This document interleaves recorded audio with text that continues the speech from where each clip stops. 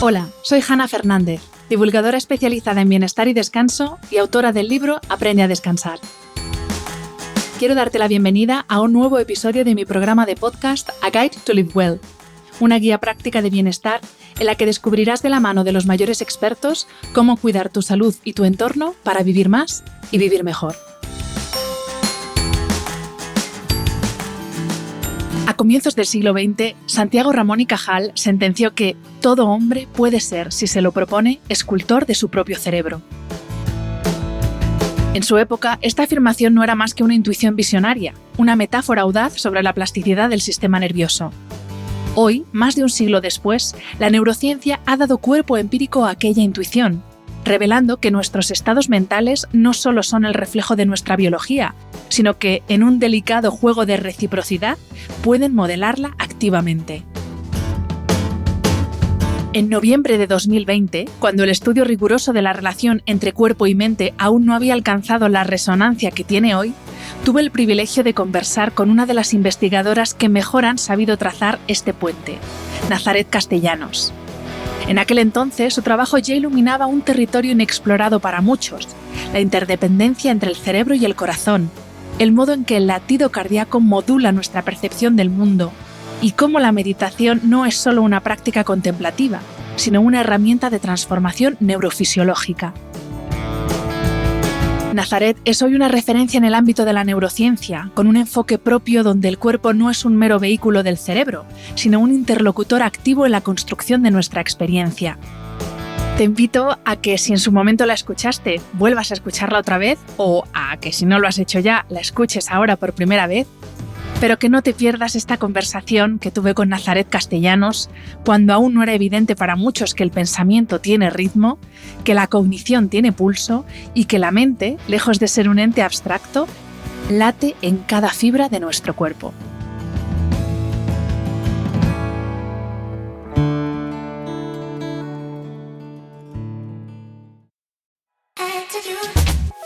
Querida escuchante, querido escuchante, si estás aquí es porque te interesa cuidar tu bienestar y quieres saber qué puedes hacer para vivir más y vivir mejor con información clara, práctica y sobre todo rigurosa y basada en ciencia.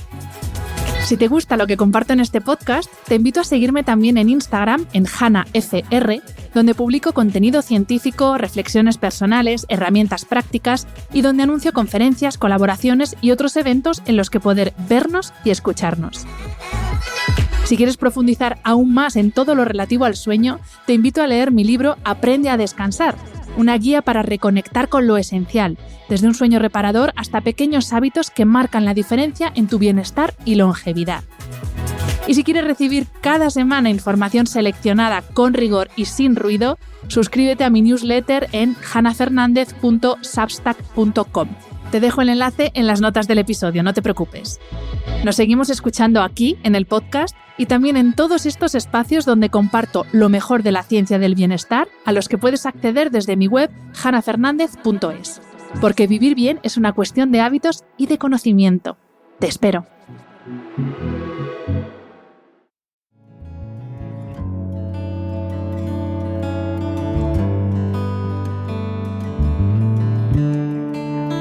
Bienvenida, Nazaret, y muchísimas gracias por tu tiempo esta tarde. Bueno, muchísimas gracias a ti, encantada estoy. Yo con el currículum que tienes te puedes imaginar que estoy hasta nerviosa porque tienes que saber tanto sobre uno de los temas que a mí más me apasionan, que es el cerebro y la mente y su conexión con el cuerpo. Pero bueno, vamos allá. Te quería preguntar, Nazaret, lo primero, si nos puedes explicar, para que los no científicos lo entendamos, ¿en qué consiste tu trabajo como neurocientífica? Porque a veces cuesta un poco entender cómo conviven la ciencia por un lado y disciplinas que no nos resultan tan científicas como por ejemplo puede ser la meditación o el mindfulness. Pues mira, lo que yo hago desde hace como 20 años ya es que trabajo en los laboratorios para estudiar qué hace el cerebro cuando hacemos determinadas cosas, ¿no? Entonces yo siempre a lo largo de mi trayectoria he estudiado cómo el cerebro es capaz de cambiarse a sí mismo. Esto se llama la plasticidad cerebral. Antes se pensaba pues que éramos así y así somos y así nos quedamos, ¿no? Que el cerebro es una cosa fija. Pero, como decía Ramón y Cajal, pues todos podemos ser, si nos lo proponemos, escultores de nuestro propio cerebro. cerebro. Es decir, podemos cambiar cómo es la forma y el funcionamiento de nuestro cerebro. Entonces, lo que yo investigo desde hace pues aproximadamente unos 6 años es cómo cambia el cerebro cuando hacemos meditación, cuando practicamos meditación de forma regular en nuestras vidas. Entonces, lo que nosotros hemos observado, y han observado otros tantos laboratorios, porque las evidencias científicas de la neurociencia y la meditación son muchísimas, ¿no? Entonces, lo que se ha visto es que hay ciertas zonas del cerebro que aumentan, otras que disminuyen, o que hacen que las neuronas empiecen a comunicarse, a hablar de una determinada forma. Es decir, que lo que estudiamos es cómo la meditación es capaz de cambiar nuestro cerebro y cómo esos cambios hacen que nuestra vida pues, sea mejor, es decir, que aumentemos nuestro bienestar. Parte importante de tu trabajo, tanto la parte de investigación como la parte de docencia, es estudiar la relación entre el cerebro y distintos órganos del cuerpo, como por ejemplo la relación que hay entre el corazón y el cerebro, porque ahora sí que se habla mucho, que luego hablaremos de la relación cerebro-intestino, y de hecho el intestino es el segundo cerebro y se está hablando mucho de eso, pero quizá no se habla tanto de esa relación corazón-cerebro, que yo intuyo que es muy bonita. Y te quería preguntar, ¿qué es lo que nos dice la ciencia sobre la influencia que ejerce el corazón en nuestro cerebro? Porque resulta que en el corazón, y esto lo he visto en tu Instagram, también tenemos neuronas en el corazón. La verdad es que esa es la parte que a mí más me gusta de mi investigación, que es cómo se comunican el corazón y el cerebro, ¿no? Entonces, como tú dices, la relación del intestino sobre el cerebro, pues ahora ya se conoce mucho. Pero la relación del corazón con el cerebro, pues es muy misteriosa, porque realmente el corazón pues sigue siendo un grandísimo misterio. Entonces, desde hace pues aproximadamente 5 años, en la neurociencia moderna, pues se ha visto que sí, que el cerebro tiene que escuchar al corazón. O sea, que es decir, que el corazón pues también le da órdenes al cerebro de lo que tenemos que hacer. Antes se pensaba que era solo el cerebro y que el cerebro sabía lo que hacía el resto del cuerpo, pues porque bueno, el cerebro pues tiene que tener un control de todo lo que está pasando. Pero lo que se ha visto es que no, que lo que haga el corazón también influye en cómo va a reaccionar luego el cerebro. Entonces se le ha llegado a llamar al corazón como una de las puertas de la percepción. ¿Por qué? Pues porque se ha visto, y esto se publicó en la revista Nature, que es la revista número 1 a nivel científico, que cuando nuestro cerebro escucha, responde a lo que hace nuestro corazón, pues nosotros percibimos las cosas de una forma u de otra.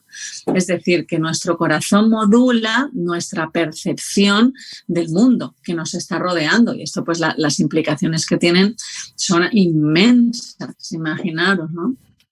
En uno de los vídeos de tu canal de YouTube hablas de la evolución que hemos experimentado desde culturas más cardiocentristas, ¿no? En las que el corazón, como tú dices, se entendía como la sede de la mente, y hablas, pues, por ejemplo, hablas de la cultura egipcia, pero bueno, también creo que el budismo es una cultura bastante cardiocentrista, y hemos evolucionado hasta una concepción actual que es totalmente racional y muy cartesiana. Este cambio, ¿qué consecuencias ha tenido en nuestra calidad de vida y en nuestro bienestar? Eso de pasar de tener el corazón más en el centro a que ahora todo sea mente y razón. Pues lo has dicho muy bien, ¿no? Fíjate que a lo largo de la historia, pero no solo en Asia, ¿no? Que siempre pensamos que el mundo es Occidente y Oriente, ¿no? En Oriente, ¿no? En Grecia, pues teníamos a Galeno de Pérgamo, ¿no? Que era un médico del Imperio Romano que ya hablaba del cerebro, del corazón y del intestino. Y las teorías galénicas se mantuvieron durante más de 1000 años, ¿no? Entonces siempre hemos tenido una concepción del cuerpo como muy holística, si es que podemos utilizar esta palabra. Es decir, todo el cuerpo, la interacción de todos los órganos, ¿no? Pero lo que pasa es que muy recientemente, y no hace más de 300, 400 años, pues hemos empezado a separar las cosas. Es verdad que a nivel experimental y en la medicina, pues tratar todo como un todo y todo interdependiente es muy difícil, ¿no? Entonces es más fácil separar. Pero esa concepción es relativamente moderna, ¿no? Y luego situar el cerebro solo como el origen o como la parte más importante para la cognición, pues también eso nos ha traído, pues como tú decías, el decir que vivir la emoción casi como un obstáculo, el pensar no solo como seres que somos ejecutivos, es decir, solo hacemos cosas, ¿no?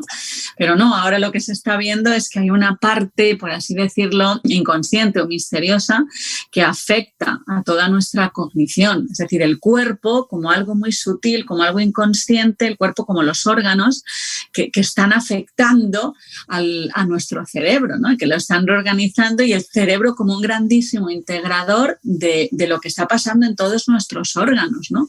Y eso es lo que hace, ¿no? Que también es maravilloso, es muy mágico, porque fíjate, ¿no? Este momento, ¿no? En el que nosotros pues estamos hablando, las personas que están escuchando, pues están procesando esta información con el cuerpo que tienen en este mismo instante. Su cuerpo dentro de unas horas será diferente, pues porque los niveles nutricionales, la hemodinámica, homeostasis ha cambiado, porque el corazón empieza a hacer otra cosa, porque la respiración, porque nuestra postura se ha inclinado más, menos, porque nuestra cara ha cambiado. Es decir, que el momento presente lo define el cuerpo, porque mi cuerpo es en este momento, y mañana cuando recuerde esto lo va a recordar el cuerpo que está mañana. Entonces, para mí el cuerpo pues ha sido el que nos ha traído pues directamente a vivir en el momento presente, ¿no? Porque no hay más. El resto es solo una imaginación. En una entrevista tuya en el Diario de Mallorca, que la pondré en las notas del episodio porque merece la pena leerla, es del pasado mes de febrero, afirmabas lo siguiente: el corazón percibe, el intestino siente, el cerebro interpreta. Y me viene muy bien esta frase para unir lo que estamos hablando de la relación cerebro-corazón con la relación cerebro-intestino, que ya hemos adelantado que es un tema que está bastante de moda ahora mismo y todo el mundo habla de ese segundo, y algunos lo llaman primer cerebro. Nazaret, ¿la felicidad depende de las bacterias del intestino? Pues sí, parece que bastante, ¿no? Porque fíjate, al intestino se le ha llamado el regulador del estado de ánimo. ¿Y por qué? Pues porque sabes que las neuronas, nuestras neuronas del cerebro, cuando se comunican entre sí, pues se mandan paquetes de información, como si fuesen cartas, ¿no? Esos paquetes se llaman neurotransmisores. Uno de los neurotransmisores más importantes es la serotonina, ¿no? Y la serotonina está involucrada en el estado de ánimo, ¿no? Personas que tienen un bajo nivel de serotonina son personas que están más bajas anímicamente, tienen menos vitalidad, y se dice, ¿no? Que tienen pues menos capacidad de sentir la felicidad, de disfrutar, ¿no? Lo que se ha demostrado científicamente hace poco es que el 90% de la serotonina se produce en el intestino. Es decir, que la microbiota, las bacterias del intestino, están produciendo aquellas hormonas que van a hacer que nos sintamos mejores o no. Entonces, fíjate que uno de los enfoques que a mí me parece más divertido que hay hoy en día en la neurociencia es buscar la vitalidad en los intestinos. Y la vitalidad es algo, ¿no?, que es fundamental en nuestra sociedad, porque una de las cosas, ¿no?, que parece que más nos caracteriza es el nivel de cansancio que arrastramos, ¿no? Esto te lo dicen, ¿no? Además creo que las estadísticas eran algo así como que un 80% de las personas que viven, ¿no?, en entornos urbanos se percibe como muy cansada. Esto es tremendo, ¿no? Y entonces, ¿dónde está la vitalidad?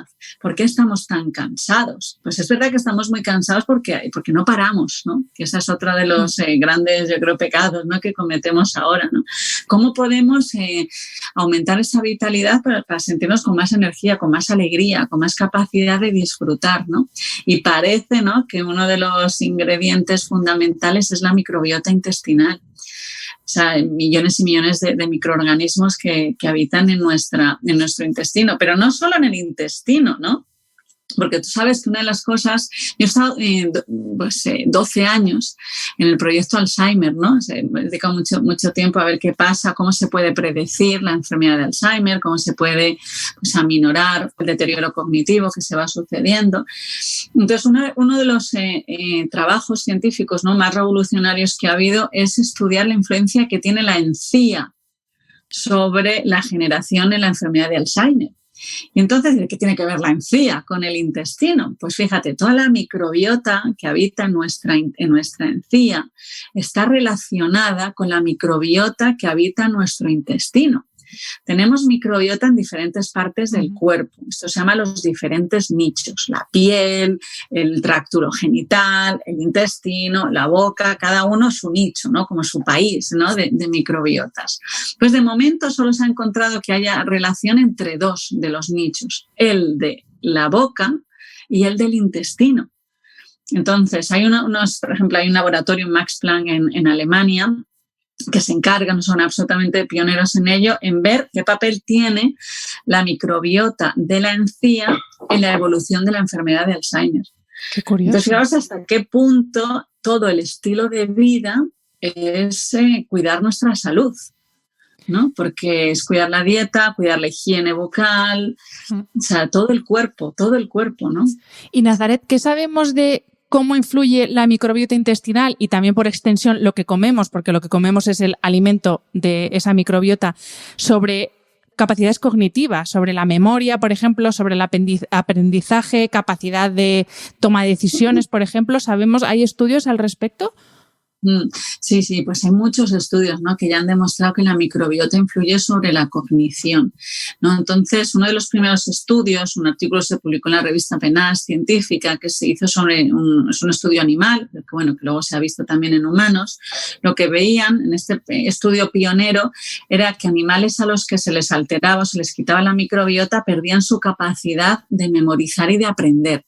Se les ponía comida en ciertas partes de su jaula y no sabían encontrar la comida, no lograban aprender, no lograban memorizar. Esta fue la primera evidencia, ¿no? Psicobiológica de decir, pues la microbiota influye en la cognición, es decir, en la atención, en la memoria, en la capacidad de aprendizaje. Esto luego, pasado a estudios animales, se ha visto, ¿no? Que influye pues tremendamente, pues eso, a través de la generación de los neurotransmisores, de la respuesta del cerebro al constante, a las señales tan constantes del intestino, y eso influye en nuestra forma de aprendizaje. Pero una cosa que es muy interesante y es que siempre asociamos, ¿no?, la microbiota con alimentación, y es verdad que la alimentación es uno de los factores que más influye en nuestra microbiota, pero los factores que se ha visto que determinan son también la contaminación, el ejercicio físico, la cantidad de medicación que tomemos, si hemos nacido por el canal vaginal o hemos nacido por cesárea,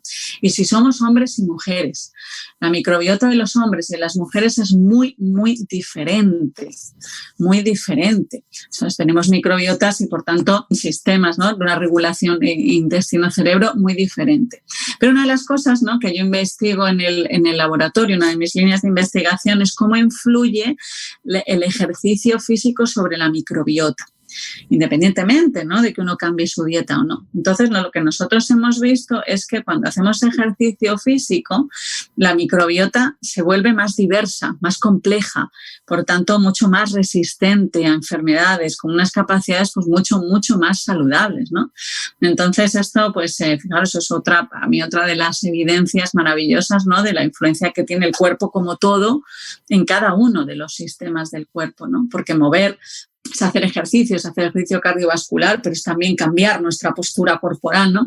Y todo eso, ¿no?, pues de repente le influye a todo ese universo microbiano que tenemos en el intestino, ¿no? Entonces, eso es otra de las evidencias, ¿no?, de por qué el ejercicio físico está relacionado también con la salud, porque la microbiota se ha visto que influye en el sistema inmune, en el sistema endocrino y en el sistema nervioso. Que son, pues fíjate, que 3 sistemas tan absolutamente importantes, ¿no? Fundamentales. En un estudio que recoges en tu página web, recoges una frase del estudio que dice: la dieta, mediante la microbiota, modula nuestra mente y la forma de relacionarnos con los demás. Y me gustaría que nos explicaras este punto, porque claro, ya ese paso de influencia también en nuestra forma de relacionarnos ya sí que para mí era totalmente desconocido. Pues sí, estos son unos estudios maravillosos, ¿no?, que han demostrado que la influencia que tiene el intestino sobre el cerebro es en las zonas del cerebro que se encargan de la red social, es decir, en aquellas zonas del cerebro que representan cómo vemos al otro, cómo nos vemos en el otro, es decir, nuestro cerebro social. Entonces, los estudios, pues esto ha dado lugar al nacimiento pues, de un nuevo campo que es la psicogastroneurología, que estudia cómo la relación entre la microbiota y la psicología. Entonces, ellos estudian pues, desde un punto de vista cómo la microbiota afecta a uno mismo, pero cómo la microbiota afecta a cómo yo percibo al otro y cómo el otro me percibe a mí. Y cómo, finalmente, la microbiota afecta a lo que es la generación casi de una cultura. Porque hay una de las cosas, ¿no?, que se está estudiando, que me parece un proyecto súper bonito, es el papel que tiene, por ejemplo, la dieta. Como una dieta forma una cultura. Los pueblos comparten dietas, ¿no? Entonces, a través de la microbiota hemos formado una cohesión social, ¿no? Somos más similares nosotras que vivimos en el mismo país que a lo mejor que un japonés, entre otros muchos factores, obviamente por la dieta, ¿no? Entonces, el papel que ha tenido la microbiota en la formación de esa cultura, ¿no? Eso es algo que es muy, muy bonito, ¿no? Entonces, cuando el intestino llega al cerebro, o sea, la influencia del intestino llega al cerebro, pues va a las áreas del cerebro social, ¿no? Y entonces, entre otras áreas, está pues todo lo que es el área de la empatía, ¿no? De cómo nosotros somos capaces, ¿no?, de ponernos en el lugar del otro. Y entonces ahí hay unos estudios que son fantásticos que se han hecho en la Universidad de Finlandia, que fíjate, recogen que cuando nosotros nos estamos comunicando con una persona, cuando nosotros estamos escuchando a una persona y esa persona habla con cierto contenido emocional, los cerebros de ambas personas se contagian, es decir, el cerebro de la persona que me está escuchando se está convirtiendo en el mío. Si hiciésemos una fotografía de mi cerebro hablando y del cerebro de otra persona escuchándome, resulta que nuestros cerebros se parecerían. ¿Y esto qué es lo que nos ha permitido? Pues a nivel evolutivo, ¿no?, se ha dicho que nos ha permitido pues, ponernos en el lugar del otro. Eso de ponerse en el lugar del otro parece que es literal. Sí. Tu cerebro se transforma en el otro, ¿no?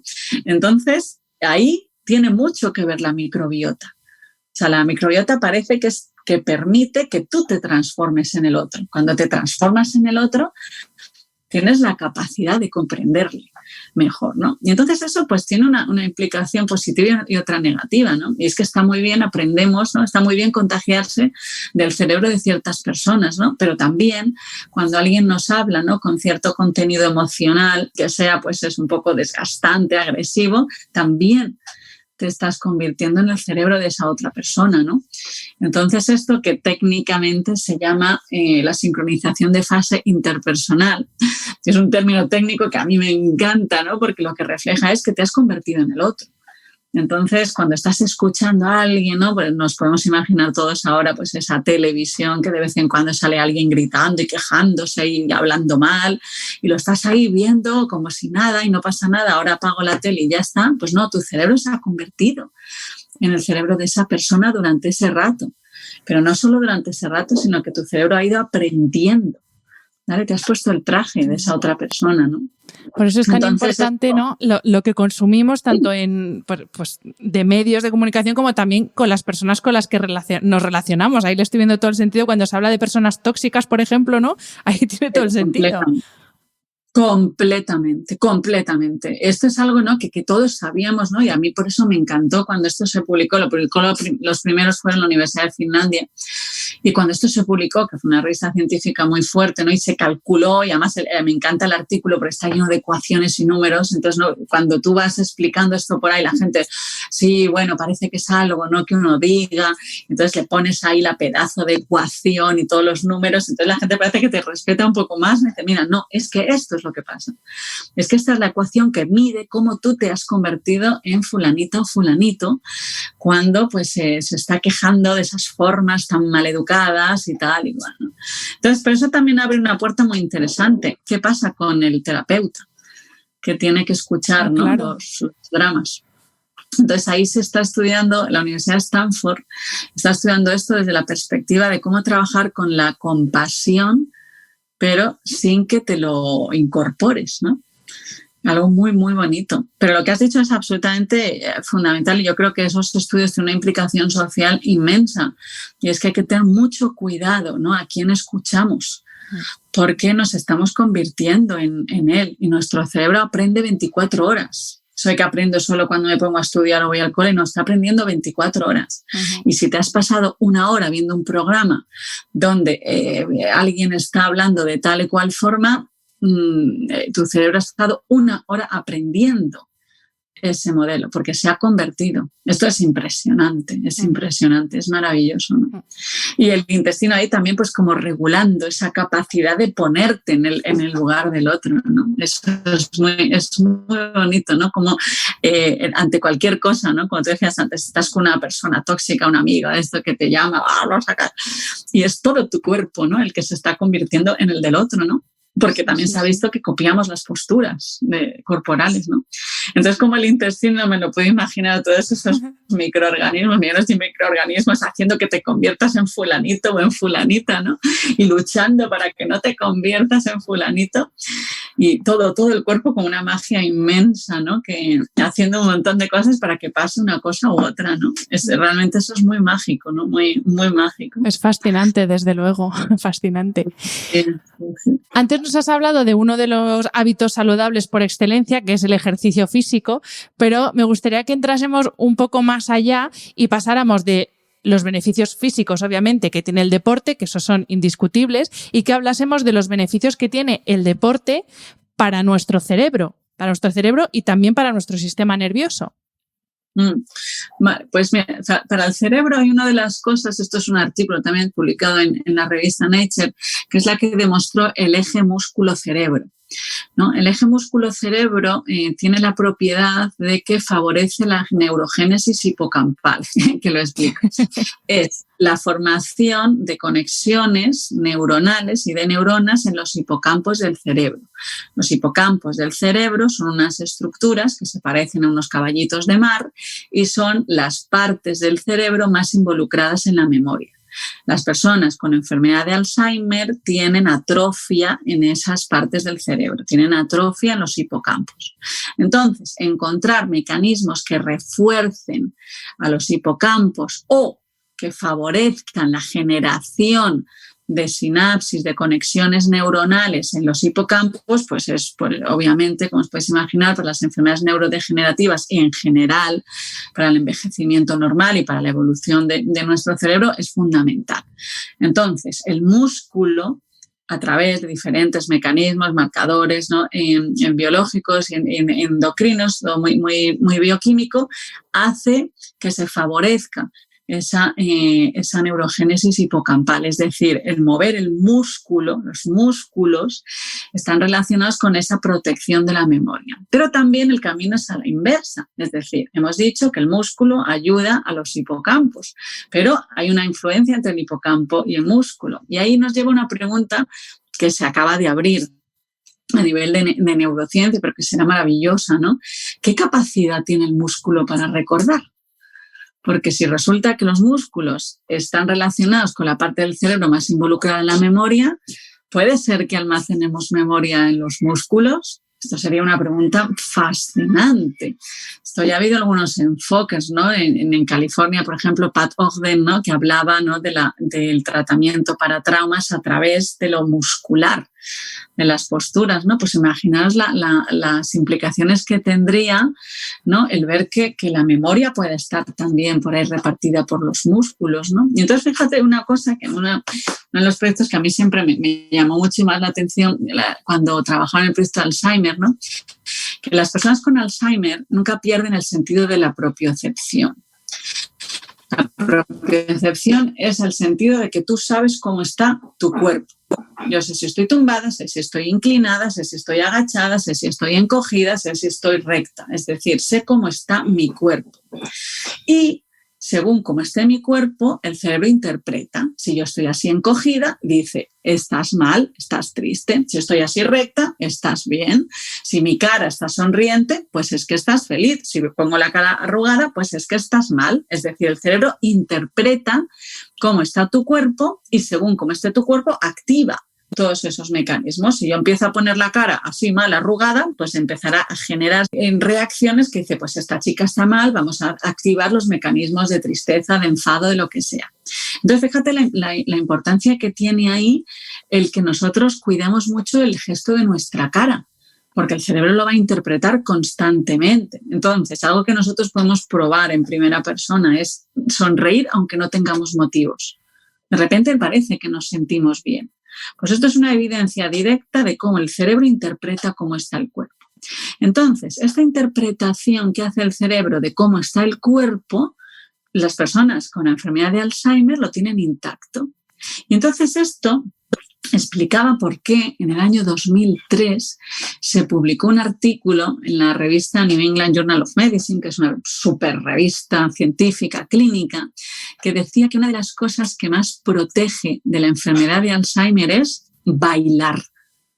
Claro, esto fue como súper llamativo en aquel momento, como que bailar, ¿no? Se esperaba que se dijese, pues no, la estimulación cognitiva, estudiar, aprender, tal, no, bailar.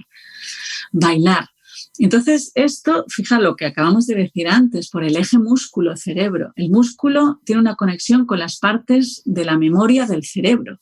Y resulta que una de las cosas que más protege de la enfermedad de Alzheimer es bailar. Entonces, hasta todo cuadraba, ¿no? Que cómo es el músculo, el cuerpo entero, lo que protege o determina, modula o moldea, o como le llamemos de mil formas, nuestra mente. Absolutamente. Cada vez hay más evidencias y cada día salen cosas nuevas que demuestran la influencia que tiene cómo está nuestro cuerpo, ¿no? Como postura sobre nuestra mente. Nazaret, todas las funciones y procesos de nuestro organismo son fundamentales, pero es verdad que hay algunas que son esenciales o imprescindibles, por así decir, para la vida y básicamente que nadie ni nada puede hacerlas por nosotros. Entonces, me gustaría que hablásemos en concreto de dos de estas funciones, que además son dos campos de estudio para mí que más me apasionan, que son, por un lado, la respiración y, por otro lado, el sueño. Entonces, vamos a empezar con la respiración y el sueño lo dejamos para el final. Me gustaría que nos explicaras cómo influye la respiración y cómo respiramos en la dinámica cerebral y en lo que le pasa a nuestro cerebro. Pues mira, esta es una de las cosas, ¿no? Que yo, por ejemplo, que doy muchas veces clases a gente que viene del yoga, de la meditación, ¿no? Pues cuando voy a clases siempre digo, os voy a contar cosas que ya sabéis, pero bueno, que científicamente son absolutamente novedosas, ¿no? Y es la influencia que tiene la respiración sobre el cerebro. Esto se publicó en el año 2016, o sea, ayer prácticamente, ¿no? Y es que se demostraba que el cerebro sabe cómo estamos respirando, pero que cómo estemos respirando influye sobre la gestión de las emociones y sobre los procesos cognitivos, sobre la atención y la memoria. Se descubrieron las vías anatómicas, ¿no? Esto pues en una parte del cerebro que es el tronco del encéfalo, que es como la parte que sujeta al cerebro, como por así decirlo, el cuello un poquito más profundo. Ahí hay unas estructuras que se llaman locus coeruleus y complejo Prebotzinger, que son como esos chivatos que le dicen al cerebro cómo estamos respirando. Si estamos respirando por la nariz, si estamos respirando por la boca, si las respiraciones son simétricas por ambas narinas, si la respiración es entrecortada o es profunda, todo, no se le escapa nada. Y entonces lo que se demostró ahí anatómicamente y luego funcionalmente es que el cómo estemos respirando influye en cómo vivimos una emoción, con más o con menos intensidad, y si tenemos más capacidad de aprender, de memorizar y de atender. Entonces, lo que nos dicen los resultados que surgieron a partir de ahí, fijaos, en el año 2016, o sea, ayer, ¿no? Cuando los pranayamas pues ya llevaban miles de años. Efectivamente. Pues lo que se descubrió es que nosotros tenemos la capacidad de modular nuestras emociones cuando respiramos por la nariz, pero no cuando respiramos por la boca. Es decir, que cuando estamos en un momento, ¿no? de, por ejemplo, un estado de ansiedad, un suceso, ¿no? que nos ha estresado, que nos da miedo, lo que sea, ¿no? Pues en ese momento, lo que dicen los experimentos de neuroimagen es que si respiramos por la nariz, respiramos nasalmente, nuestra amígdala, que es una parte del cerebro pues, más involucrada en la gestión de las emociones y en concreto, en particular, del miedo, pues tiene la capacidad de moldear la respuesta de la amígdala. Pero si respiramos, en vez de por la nariz, hacemos una respiración bucal, la amígdala no se entera.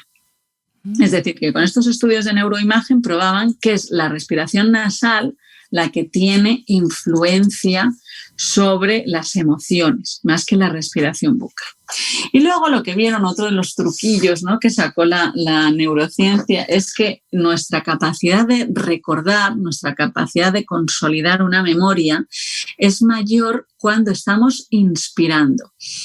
O sea, que cuando queramos recordar algo que sea muy importante, un momento, te pones a inspirar y que te lo digan en ese momento, ¿no? Tenemos mayor capacidad de memorizar cuando estamos inspirando que cuando estamos expirando. Fijaros, ¿no? Todo esto pues se descubrió gracias a lo que es lo que se llama hoy en día la neuroanatomía de la respiración. Que es fascinante, ¿no? Que tiene cosas pues fundamentales. Desde luego. De truquillos, ¿no? Que bueno, que nos enseñan, que es bonito verlo desde el punto de vista científico, pero que efectivamente pues ya había otras escuelas, ¿no?, que también lo decían. Gran parte de tu estudio y de tu investigación es, como nos has dicho antes, ver de qué forma la meditación influye pues, tanto en la estructura o la plasticidad del cerebro, mejor dicho, como también en nuestras capacidades cognitivas.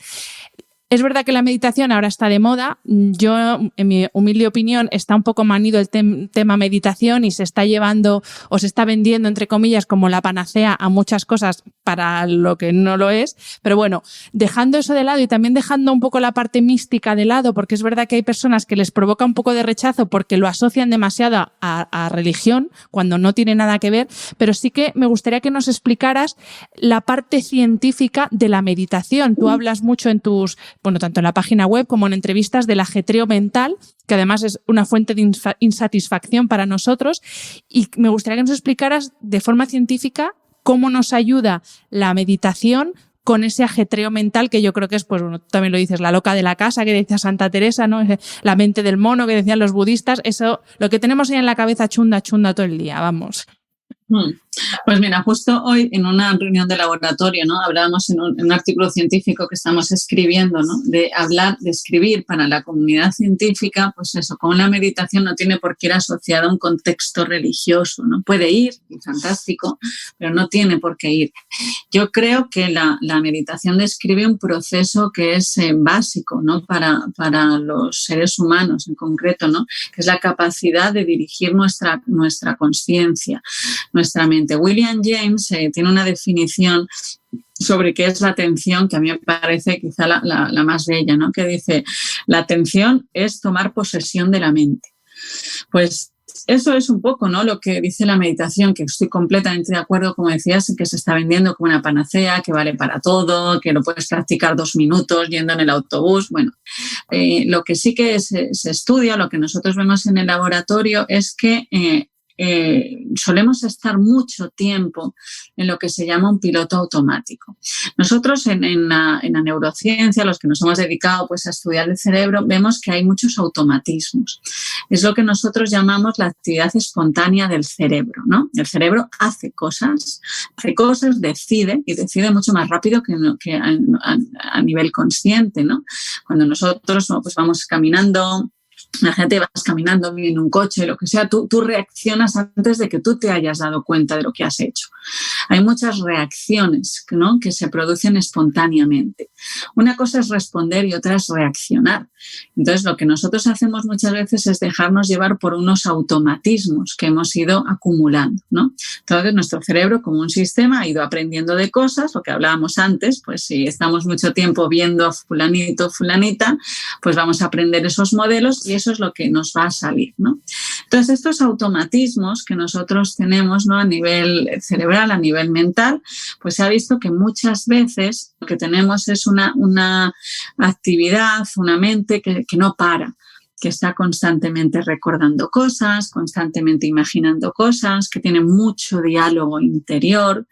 Es el estado de ensoñación, un estado de ensoñación que significa que no estás atendiendo, que no estás dándote cuenta, sino que estás en un estado pues muy difuso, ¿no?, donde me acuerdo de cosas, pero ahora me imagino, pero ahora me hablo, Entonces, cuando te sacan de ese estado, dices, ¿qué estabas haciendo? Entonces, normalmente decimos, nada, ¿Por qué? Porque ni nos damos cuenta de lo que estábamos haciendo, ¿no? Eso es lo contrario a estar viviendo la situación que estés viviendo, a estar observando, a estar dándote cuenta, a trabajar la atención. Entonces, ¿qué es lo que pasa? Pues que lo que ha visto la neurociencia es que nos pasamos en ese estado de ensoñación, que se llama RED por defecto, nos pasamos aproximadamente el 47% del tiempo. Pero lo que se ha visto es que cuanto más tiempo estemos en ese estado de ensoñación, mayor sensación de insatisfacción tenemos. Nos sentimos más insatisfechos, menos felices con nuestra vida. Entonces hubo un artículo muy famoso que se publicó en la revista Science que decía: una mente divagante es una mente infeliz. Y lo que decía este artículo es que, haciendo unas estadísticas con miles de personas y tal, se dieron cuenta que independientemente de lo que estuviesen haciendo, a la gente nos genera una sensación de satisfacción de hagas lo que hagas, hazlo. Si estás barriendo, estás consciente de que estás barriendo. Si estoy respondiendo emails, estoy conscientemente respondiendo emails. Si estoy escuchando a no sé quién, estoy escuchando a no sé quién.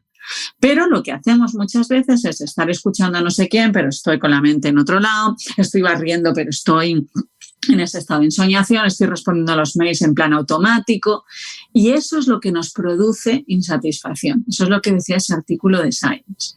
Entonces, ¿cómo entrenar a nuestro cerebro para salir de ese estado de ensoñación constante? Pues una de las técnicas, que es solo una de las técnicas, es meditar. ¿Vale? Eso es lo que nosotros estudiamos en el laboratorio. Cómo, si entrenas tu atención a vivir en el momento presente sin juzgarlo, es decir, a observar, a darse cuenta, pues esa red, ese estado de ensoñación disminuye. ¿Y qué pasa si disminuye? Pues que aumenta nuestra satisfacción, nos vamos a sentir mejor, tendremos una sensación de mayor felicidad, de mayor bienestar.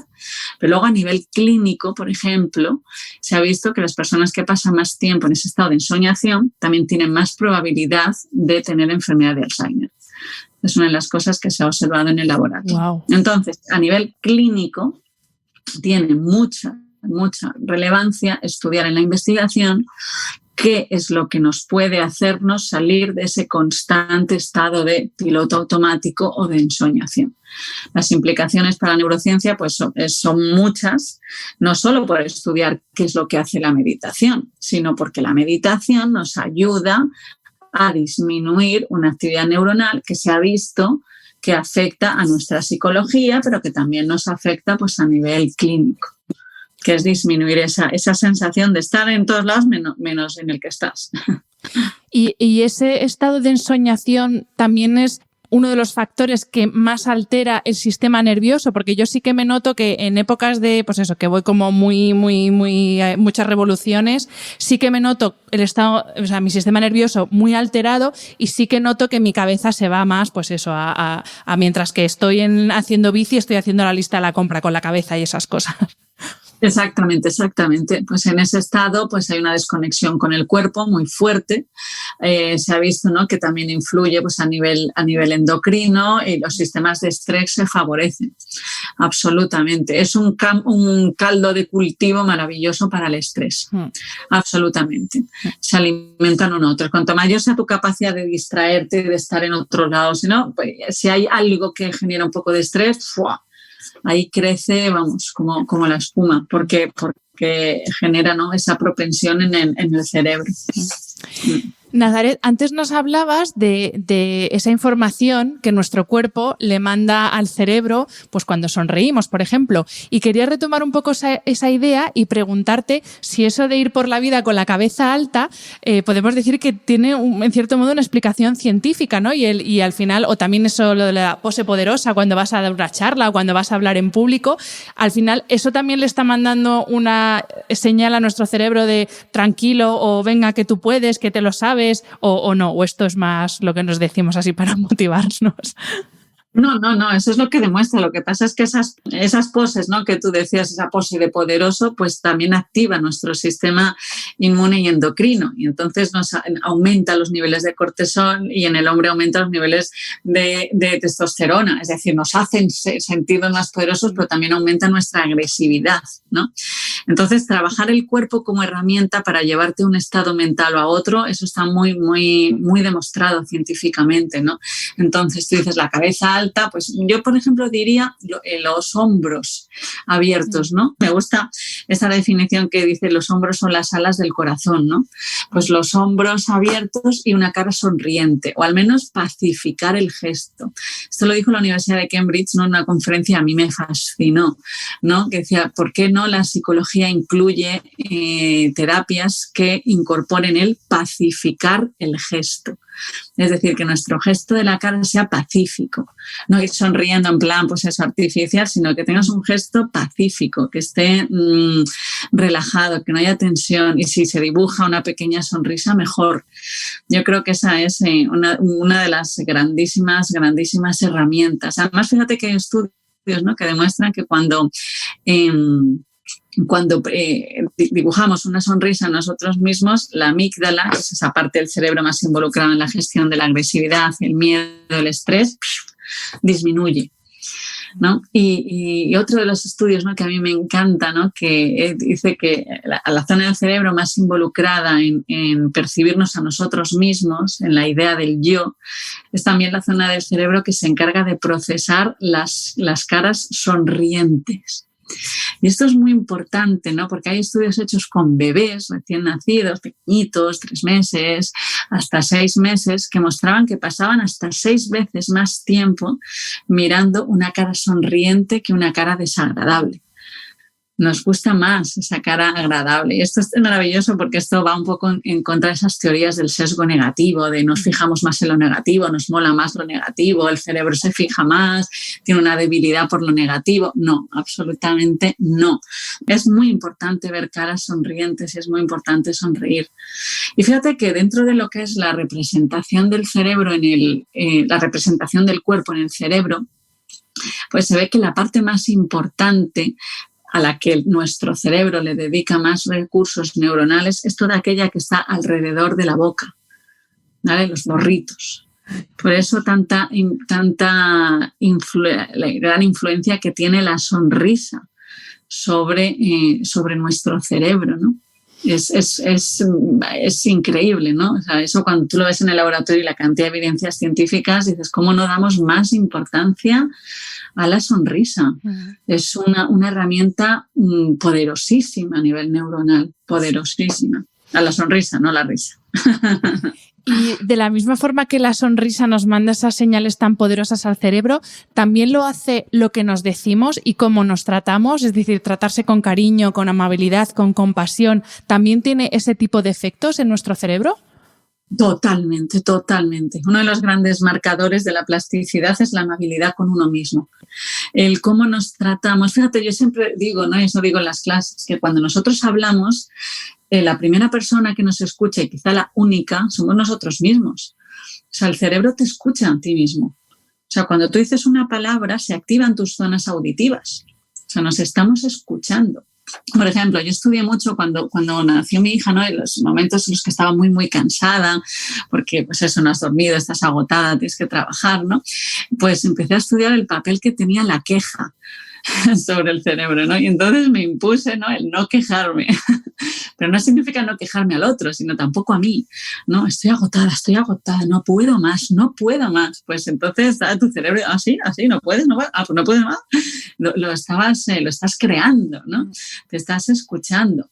Entonces, sí, lo que son los estudios de la compasión son maravillosos, ¿no? Porque es una de las llaves hacia la plasticidad cerebral. El respeto a uno mismo, ¿no?, el cariño, la amabilidad con la que nos tratemos, ¿no? Eso se llama el reforzamiento positivo en el cerebro, ¿no? O el cerebro, cuando percibe, ¿no?, que hay una respuesta de aceptación, de amabilidad hacia uno mismo, reacciona mejor que una reacción adversa, ¿no?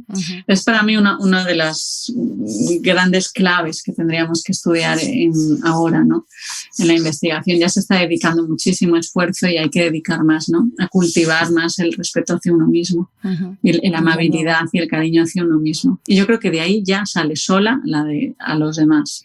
Estoy de acuerdo. El cerebro, eso de el uno y el otro, no lo tiene tan claro como nosotros. Estoy totalmente de acuerdo. Pues Nazaret, para concluir la entrevista he dejado para el final pues el tema que más me gusta. Ya he dicho que la respiración es uno de los temas que más me gusta estudiar, pero es verdad que para mí el sueño y el descanso, porque lo he vivido en mis propias carnes, eso de no dormir y en mi salud, para mí es uno de los temas de estudio más interesantes. Y me gustaría que concluyésemos en esta entrevista hablando ya no solo de la importancia que tiene el descanso para la salud de nuestro cerebro, que obviamente, pero bueno, aprovechando que tengo una neurocientífica, sí me gustaría que nos comentaras este tema, pero también que nos hablaras de una de tus publicaciones en Instagram que decías que la postura en la que dormimos influye en el sistema de limpieza cerebral, que también nos vas a explicar ahora. Así que, para concluir, háblanos, por favor, de la importancia que tiene el descanso para nuestro cerebro y cómo hay que dormir, qué postura, que ya esta misma noche nos ponemos a ello. Pues mira, es que el sueño es un tema clave, ¿no?, en el estudio de la enfermedad de Alzheimer, ¿no? ¿Por qué? Pues cuando dormimos, aparte de los beneficios, ¿no?, que ya sabrás, pues están los beneficios de que cuando dormimos se consolidan las memorias. Antes se pensaba que cuando dormíamos el cerebro se apagaba, ¿no?, que entraba en cero y ya está, entonces se apaga como un móvil, ¿no? Pues no, o sea, ahí es donde se consolida, pues a ver qué he aprendido hoy, se refuerzan las memorias, se borran otras, los mecanismos de olvido son muy importantes durante el sueño. Pero una de las cosas, ¿no?, por las cuales es importante el sueño en la enfermedad de Alzheimer es porque cuando dormimos se activa el sistema linfático. ¿Vale? El sistema linfático que viene de glía. La glía son unas células que son las ayudantes de las neuronas, ¿vale? Entonces, el sistema linfático es el encargado de limpiar nuestro cerebro. Pues nuestro cerebro está formado por neuronas y todas sus ramificaciones inmensas. Entonces hay todo pues un líquido extracelular, el medio extracelular, entonces ahí pues se van perdiendo trozos de proteínas y cosas así, ¿no? Entonces hay que limpiarlo. Entonces cuando nos dormimos se activa el sistema linfático que limpia el cerebro. Entonces eso es fundamental para la enfermedad de Alzheimer porque en la enfermedad de Alzheimer lo que se ve es que se han acumulado muchos residuos neuronales, ¿no? Las placas de beta-amiloide, los ovillos de proteína tau que se llaman. Entonces es importante que el cerebro tenga un buen sistema de limpieza, de lavado. ¿Pero qué pasa? Que el sistema linfático pues, es un proceso que requiere unas 6-7 horas. Entonces, ¿qué pasa cuando dormimos poco? Cuando dormimos entrecortado, pues que esos sistemas de limpieza pues, se ven deteriorados, no se pueden limpiar pues, propiamente, ¿no? Entonces, ¿qué pasa? Pues imaginaros a lo largo de 60-70 años, ¿no? Pues ¿qué pasa cuando llevamos en varios años en los que los sistemas de limpieza no han sido adecuados? Pues que hemos ido acumulando pues residuos, ¿no?, de biológicos en nuestro cerebro. Eso pues aumenta pues la probabilidad de tener pues deterioro cognitivo y enfermedades neurodegenerativas. Entonces lo que salió en un estudio hace unos años fue que ese sistema linfático, el sistema de limpieza de nuestro cerebro, actúa mejor cuando dormimos de lado. Cuando dormimos boca arriba o cuando dormimos boca abajo, los sistemas de limpieza del cerebro no hacen tan bien su función. Y esto es muy curioso porque, fíjate, llevaba otra vez en evidencia la importancia del cuerpo sobre el cerebro. El cerebro, aunque estemos dormidos, sabe cómo está el cuerpo. Entonces sabes si estás de lado, boca arriba, boca abajo. No era tanto un efecto gravitatorio, ¿no? Decir, pues vale, si está boca arriba, porque no es que las cosas caigan por el peso, es un sistema de autolimpieza, ¿no? Entonces es solo porque el cerebro sabe en cada momento cómo está el cuerpo. ¿Me acordáis lo que hemos dicho al principio? Que las personas con enfermedad de Alzheimer no pierden la propiocepción, no pierden el cómo está mi cuerpo. Entonces, este sistema, la postura del cuerpo, aun cuando estemos dormidos, el cerebro la tiene en cuenta. Entonces, si dormimos boca arriba o boca abajo, pues los sistemas linfáticos pues, no son tan efectivos como si dormimos de lado. Así que hay que cuidar la postura 24 horas al día. Ni durmiendo nos dejan. Desde luego, desde hoy mismo a dormir de lado todo el mundo. A dormir de lado, sí. Pues Nazaret, muchísimas gracias. Ha sido un placer escucharte. Tienes un trabajo muy guay, la verdad. Yo te envidio mucho porque tiene que ser fascinante descubrir, obviamente llevas muchos años investigando, pero descubrir todas estas cosas que puede hacer nuestro cuerpo, nuestro cerebro, tiene que ser algo alucinante. Así que muchísimas gracias por tu tiempo y también por el trabajo que haces. Bueno, muchísimas gracias a ti. Espero que hayas disfrutado del episodio. Este programa de podcast es independiente y en abierto gracias al apoyo económico de marcas que apuestan por mi trabajo y confían en mí para ayudarles a comunicar su mensaje. Los expertos que aceptan mi invitación a intervenir en este programa no tienen ningún tipo de vinculación con dichas marcas a menos que se especifique lo contrario. Y todo el contenido de mi podcast, página web y redes sociales que haya sido patrocinado irá acreditado como tal. Gracias por ayudarme a que este proyecto siga siendo viable e independiente visitando la web de mis anunciantes, dejando reseñas, comentarios y valoraciones en las distintas plataformas de reproducción y compartiendo mi contenido en tus redes sociales. Mil gracias por estar al otro lado. Nos escuchamos en el próximo episodio.